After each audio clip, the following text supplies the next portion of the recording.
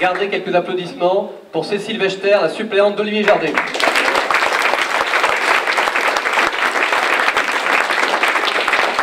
Qui n'a pas de micro.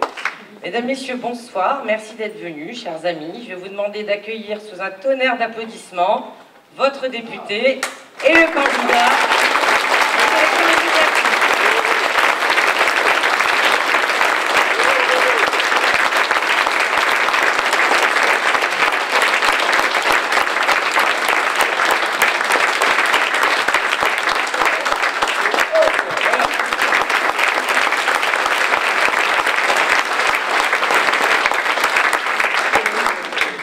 De mots. Je vais voir si je lis bien. C'est clair. Merci.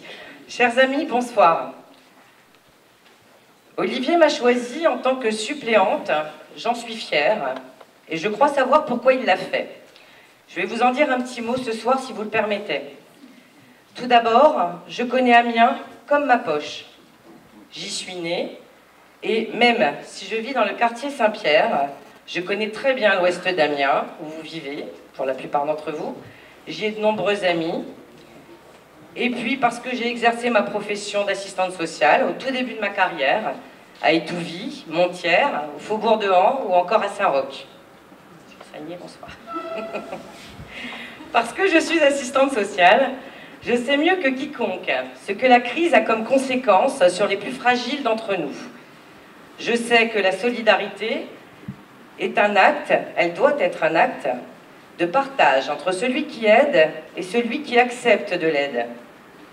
Je n'ai jamais dérogé à cette règle du travail social tout au long de ma carrière et encore aujourd'hui.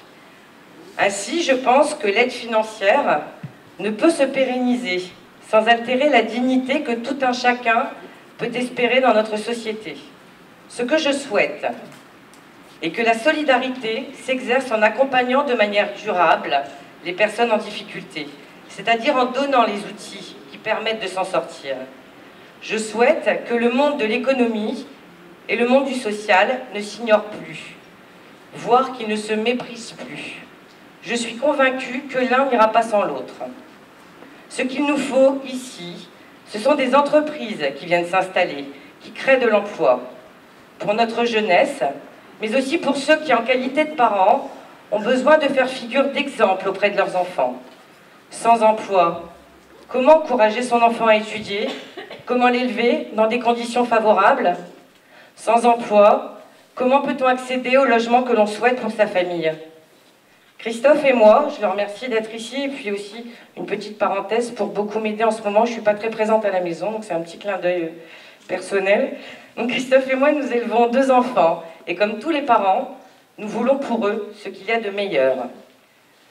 Moi, je rêverais que mes enfants puissent me dire le bac en poche, « Maman, je veux faire mes études à Amiens et y travailler. » Moi, j'ai grandi dans une ville communiste. Je sais trop bien qu'une ville gérée par la gauche est une ville qui s'éteint. Depuis plusieurs semaines maintenant, nous formons avec Olivier un duo dynamique, plein de convictions. Nous sommes à la fois très différents, lui et moi, mais très semblables. Nous avons en commun le sens de l'écoute et du partage.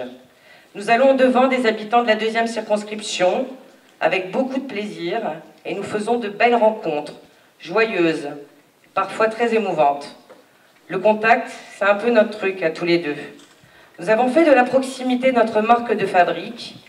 Alors merci à tous ceux que nous croisons pour la gentillesse, la bienveillance et les encouragements qu'ils nous adressent. Cela nous apporte beaucoup de réconfort et surtout une énorme envie de gagner. Dans son engagement, ses ambitions pour notre territoire et aussi ses combats, il a toujours fait preuve de crédibilité. Je lui fais confiance. Pour Amiens, la 2e circonscription et surtout pour notre jeunesse, oui, dimanche et dès le premier tour, je voterai et je ferai voter Olivier Jardet. Merci à toutes et à tous du fond du cœur.